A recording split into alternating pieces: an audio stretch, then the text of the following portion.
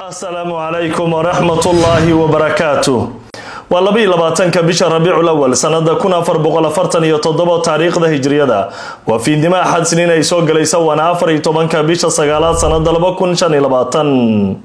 قضبض أقوى وين برنامج كان في دماء وحاكم ذا weeraraha halis ay Israa'iil caawa la kulantay iyadoo xuutiyiinta caawa ay duqeeyeen goobo muhiim ah oo ku yaala gudaha Israa'iil muddo 2 isbuuc gudaheeda ay xuutiga waxa ay qaadayaan weerar la sheegay inuu saameeyay goobo la sheegay dhaqaalaha Israa'iil in ay dhibaato weyn u geysanayso waxaynu barnaamijka iskula eegi doonaa caawa weerarka xuutiga ay ku dhufteen gudaha Israa'iil saameynta uu yeeshay dhinaca kale waxaad barnaamijka ku maqli doontaa Hamas ayaa caawa mar kale gubtay kaara kamida kaarayaasha ugu casrisan Israa'iil loogu niyeeray markeva iyadoo Israa'iil ay sheegaysay inay doonayso inay ballaariso dagaalka Gaza laakiin maxaa ka raacay yana macluumaad dheeraad ah ayaan idinkaga diyaariyay qodobada sidoo kale barnaamijka aad ku maqli doonto waxa kamid ah dalalka Carabta ayaa markii ugu horeeyay waxa ay dhisanayaan ciidamo Carbeed oo xoogan oo ay ku suganayaan amaankooda kadib markii Israa'iil weeraradeeda ku fiday dalal badan oo Carbeed oo ay kamid tahay Qatar, Suuriya, Lubnaan iyo Falastiin iyadoo Masar hadda la sheegay inay dareemaysaa halis amni yaa soo jeediyay qorshahan ciidan miyuu hirgalaya faahfaahin iyo akhbaar ayaan idinkaga diyaariyay qodobada sidoo kale barnaamijka aad ku maqli doonto waxa ayana kamid ah ra'iisul wasaaraha dalka Qatar ahna wasiirka arrimaha dibadda dalkaasi Sheikh Mohammed Al-Thani ayaa sheegay in xadgudubka Israa'iil ay u geysatay dalkiisa una hor istaagi doonin in dadka reer Gaza ay ugu hiiliyaan codkooda iyo dadaal diblomaasiyadeed aynu ku bilowno barnaamijkeena fiidnimo caawa weerar halis ah ayaa caawa Israa'iil la kulantay mar kale iyadoo xuutiyiinta dalka Yemen ay qaadeen weerar kamida weeraradii ugu halista badnaa Israa'iil ayaa hawadeeda xirtay gaar ahaan koonfurta kadib weerarada diyaaradaha xuutiyiinta oo ah diyaaradaha aan duuliyaha lahayn iyo gantaalo ay ku garaaceen dhulka ay Israa'iil haysato Israa'iil ayaa caawa waxa ay la kulantay weerarka xuutiyiinta iyadoo bartilmaameedyada ay xuutiyiintu beegsadeen la sheegay inuu kamid yahay garoonka diyaaradaha ee loo yaqaan Ramon oo kamida garoonada ama garoonka labaad ee ugu weyn Israa'iil ay leedahay waxa halka laga maqlay qaraxyo waaweyn oo deegaanada u dhow airport-ka laga maqlay sida ay sheegtay warbaahinta Israa'iil gudaha Israa'iil ayaa laga hadalhayaa caawa qaraxa waxa saameeyna uu ku yeeshay dhibaatada uu geystay wali militariga Israa'iil wax faahfaahin kama soo saarin qaraxaasi iyo saameynta uu leeyahay horay Israa'iil ayaa mamnuucday in macluumaadka ku saabsan weerarada gudaha Israa'iil ay ka geystaan xuutiyiinta iyo kooxaha kaleba inaan la soo bandhigi kareynin ilaa ay fasaxaan waxay ugu yeereen militariga Israa'iil waxa marka hore warbixinta bixiyo oo siday rabaan u soo gudbiyo ee radioga militariga Israa'iil kadib ay warbaahinta qaadataa laakiin waxa la leeyahay wixii dhacay way adag tahay waxyeelada uu geystay qaraxaas weyn in la qariyo laakiin ilaa hadda lama ogo dhibta uu geystay xuutiga ayaa hore u ballan qaaday inay laba jibaari doonaan oo ay badin doonaan weerarada ka dhan Israa'iil dilkii ra'iisul wasaarahooda kadib xuutiyiinta waxa ay geysteen ilaa 4 weerar oo la sheegay inay yihiin dhammaan weerar halis ah oo qaar kamid ah gantaaladooda ay u gudbeen gudaha Israa'iil tan intii ay Israa'iil weerartay magaalada Sanca halkaas oo ay ku dishay qaar kamid ah golihii wasiirada xuutiga uu hogaaminayay ra'iisul wasaarahooda Ahmed Al-Rahawi intaas wixii ka dambeeyay xuutiga waxa ay sheegeen inay argudan doonaan Israa'iil isbuucan waxay u tahay isbuuc aad u adag waxa la jabsaday telefoonadii Netanyahu wasiirkii gaashaaniga Katz iyo wasiirka dalxiiska iyo qaar kale oo golahooda wasiirada iyadoo muuqaalo laga duubay baraha bulshada aad loogu faafinayay waxa yaab leh waxa weerarkaas fuliyay dhalinyaro Turki ah oo waliba ku faraxsan inay weerarkaas fuliyaan oo ay u gudbaan telefoonka Netanyahu iyo golihiisa wasiirada way walaalaha qiimiga lahow weerarkaas iyo weerarada xuutiga oo ay sheegeen xuutiyiintu kaliya inaysan ku ekaan doonin weerar duqeyna oo Israa'iil u geystaan laakiin waxay digniin u direen dal walba oo laga isticmaalo hawadiisa marka la duqeynayo xuutiga ama Israa'iil ay isku duqeydinay deegaanada Sanca iyo goobaha xuutiga ay joogaan ay weerar ku soo qaado dal kasto hawadiisa diyaaradaha Israa'iil ay isticmaaleen waxay leeyihiin sida Israa'iil oo kale ayaynu u beegsanaynaa taas waxa la leeyahay marka waxay ku adkaan doontaa hawada Israa'iil ay isticmaali doonto ilaa toos ugu soo gudbi karto xuutiga macnaheedu waxay tahay xuutiga hore waxay ugu dhufteen isbuucii hore Masar ay gantaal ku dhufteen goob u dhow deegaanada Israa'iil ay ku sugan tahay sidoo kale Sacuudiga dekad ku taala ay gantaalkeedu ku dhacday inkastoo xuutiga ay sheegin inay iyaga ka dambeeyeen ama ay ugu talagaleen inay goobaha garaacaan haddana waxa la yiri waa fartiin muujinaysay in xuutiga awood ay u leeyihiin goobta ay doonaan iyo goorta ay doonaan inay garaacaan iyadoo hore xuutiyiintu ugu qasbay in Mareykanka uu heshiis la qaato xuutiga oo Israa'iil ay ka madax bannaan tahay si xuutiga ay u dhaafaan maraakiibta Mareykanka ee ku sugnaa badda cas way walaalaha qiimiga loo qaybta wararka xuutiga iyo weerarada Israa'iil ma ay ku qaaday markaan meesha ugu gudubno ayadoo uu noo soo socdo dalalka Carabta oo markii ugu horeeyay sheegay inay dhisayaan ciidan midaysan dalka soo jeediyay awoodda uu leeyahay iyo dhammaan dalalka Carabta oo isku waafaqay iyadoo barina kulanka shirka Carabta iyo muslimiinta uu ka dhacaya dalka Qatar ee magaalada Doha laakiin aynu ku hormarna walaalaha qiimiga loo Hamas caawa waxa ay fuliyeen gaar ahaan galabta maqribadii weerar la sheegay inay ku beegsadeen mid kamida kaarayaasha ay leedahay Israa'iil oo kamida kaarayaasha ugu casrisan oo loo yaqaan Markeva bilowgii dagaalka ayaa la xasuustaa Israa'iil inay sheegtay Markeva inuu yahay kaara casriya oo ay adag tahay in la beegsado laakiin intii uu bilowday dagaalka Gaza kooxaha iska caabinta marinka Gaza ayaa waxa ay beegsadeen qaar badan oo kamid ah kaarayaasha militariga Israa'iil ilaa hadda lama xaqiijinin oo tirada dhabta lama garanayo inta ku dhimatay ama wax ku noqotay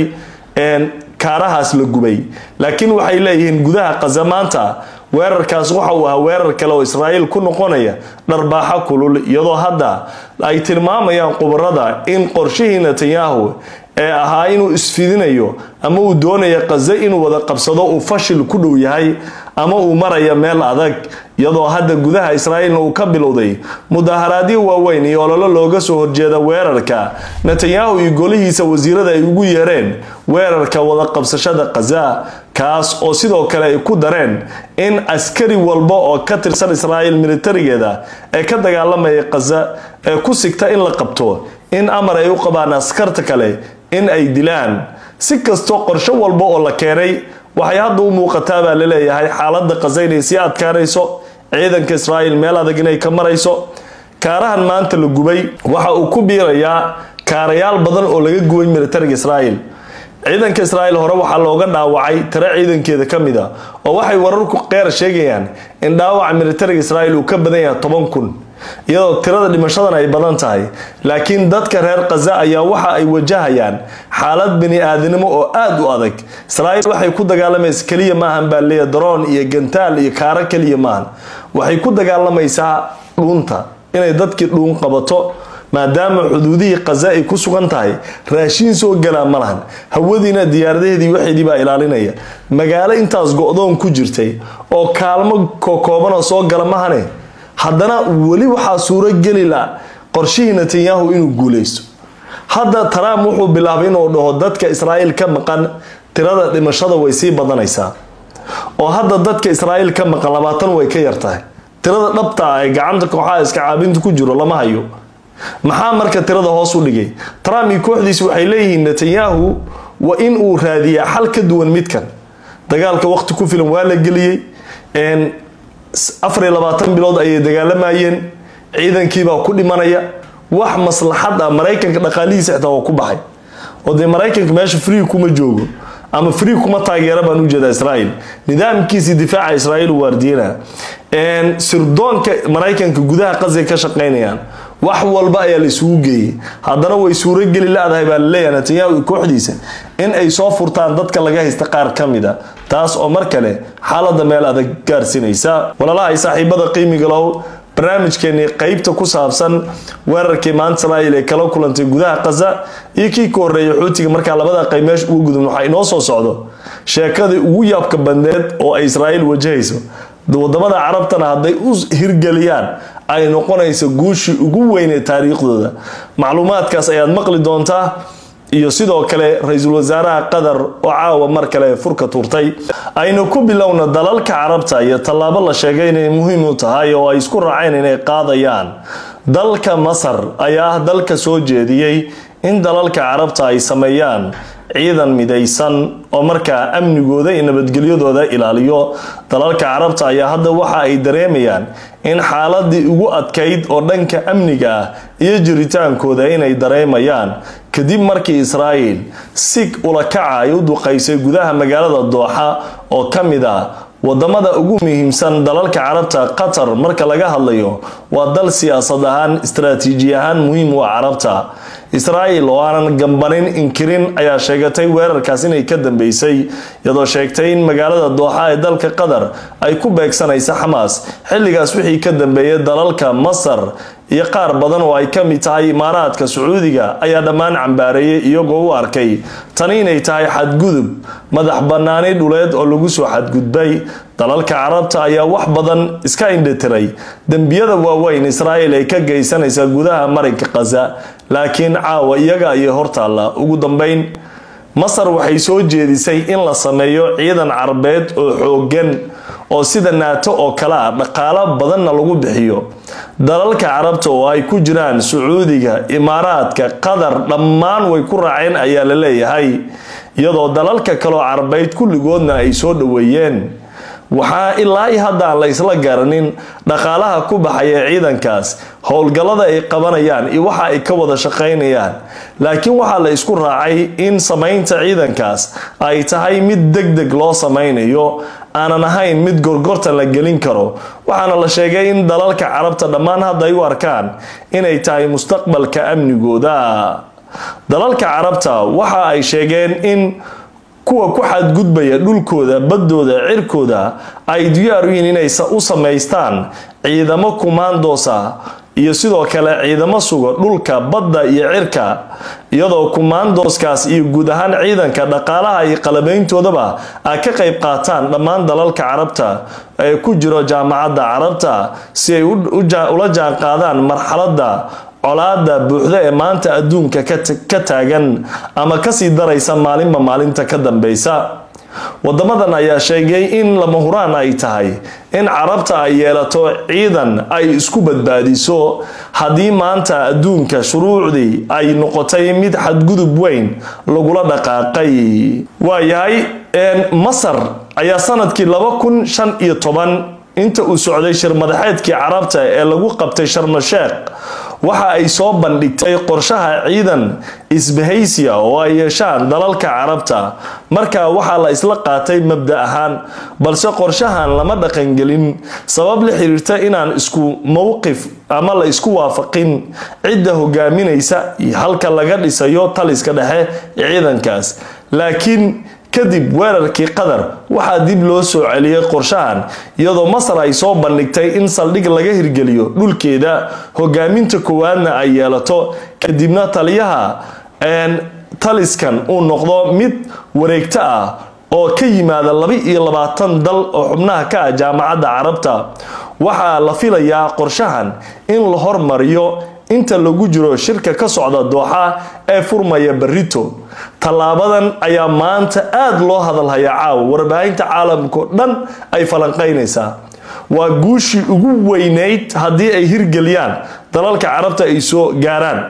dhanka kale wasiirka arrimaha dibadda dalka Masar Badr Abdul Ati ayaa sida laga soo xigtay Qaahiro 24 ama Qaahiro 24 wuxuu maanta yiri waxaan wajahaynaa caqabado jiritaankeena quseeya iyo shirqoolo ka dhana Masar iyo guud ahaan dalalka Carabta waxa dhammaan laga fahmay hadaladan in dalalka Carabta hadda baraarug weyn ay sameynayaan iyadoo Israa'iil ay xaalad bini aadanimo oo aad u daran ay ku wado gudaha Gaza maalinta ka dambeysana ay xaaladda ka taagan marinka Gaza ka sii darayso Israa'iil tusaale ahaan maalintii shanaad waxay ka wadaa marinka Gaza duqeymo taxana ah oo lagu burburinayay dhismayaasha ku haray marinka Gaza halkan waa muuqaalkan idin muuqdo waa dhismo loo yaqaan Mohana Tower korontada Gaza oo bixin jiray ama muhiim u ahaa Israa'iil waxa ay rabtaa gabi ahaanba in ay qaza ka dhigto deegaan lama degaan ah si kastaba noqotee walaalaha qiimiga loo dalalka carabta iyo kuwa muslimiinta baraarug xoogan ayaa ka muuqdo walwal dhanka amnigoodana hadda way wajahayaan hadda ma ahan waxa laga dooda qaza wax ma loo qabtaa iyo Falastiin ma caawiya iyo Lubnaan garab ma la siiyaa iyo Syria hiilama u baahan tahay ma ahan wadamada muslimiinta oo dhan baxita tusaale wargeyska ka soo baxay Israa'iil loo yaqaan Haaretz wuxuu ku waramay weerarkii qadar kadib Turkiga inuu aaminsan yahay inuu yahay targetka labaad ama goobta kale Israa'iil danaynayso inay beegsato saaxiibaday walaalaha qiimiga loo wixii ka soo baxay shirka bari furmaya ee dhisida ciidamada Carbeed saameynta ay yeelanayso wararka la xiriiro barnaamijyada dambe ayaynu ku qaadaa dhigi doonaa